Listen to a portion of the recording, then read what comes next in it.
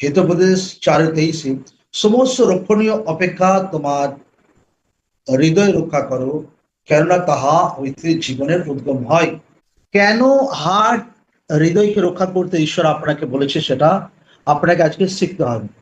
লোকদের যে একটা কারেজ, একটা উৎসাহের জায়গা তার হৃদয়ের আত্মাতে, লোকরা অনেক সময় বলে যে ওই ব্যক্তির মন খারাপ আছে, আচ্ছা হৃদয় দুঃখী আছে।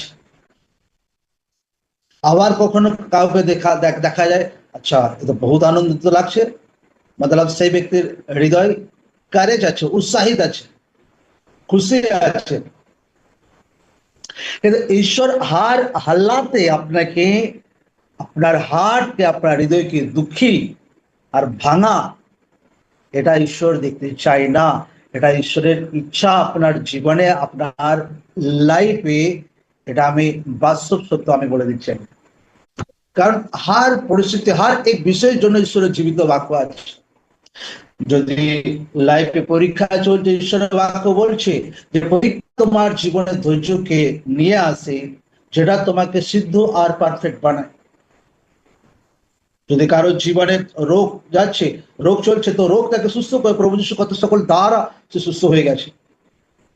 যদি কারোর জীবনে অভাব চলছে, সে বাক্য সহিত প্রার্থনা করুক, নিজের মনকে তসল্লি দিক যে সদা প্রভু আমার পালক, আমার জীবনে অভাব হইবে না। বহুত ইম্পর্টেন্ট বিষয় আজকে লোকদেরকে শেখাচ্ছে, আর লোকদেরকে ধ্যান দিতে হবে যে ঈশ্বর কোনোভাবে চায় না আপনার হার্ট, আপনার হৃদয় ভেঙে যাক কোনো কিছুর কারণে। আচ্ছা একটু দুঃখকে পাওয়ার কারণে, আচ্ছা কেউ একটা নেগেটিভ বলেছে এটার কারণে, আচ্ছা একটু বিরোধ দেখেছি জীবনে এটার কারণে, আচ্ছা পরিবারে কেউ তাং করেছে এটার কারণে।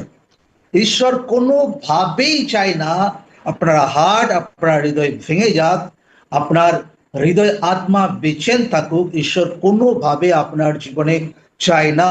এটা হচ্ছে জীবিত ঈশ্বরের হার্ট, জীবিত ঈশ্বরের মন।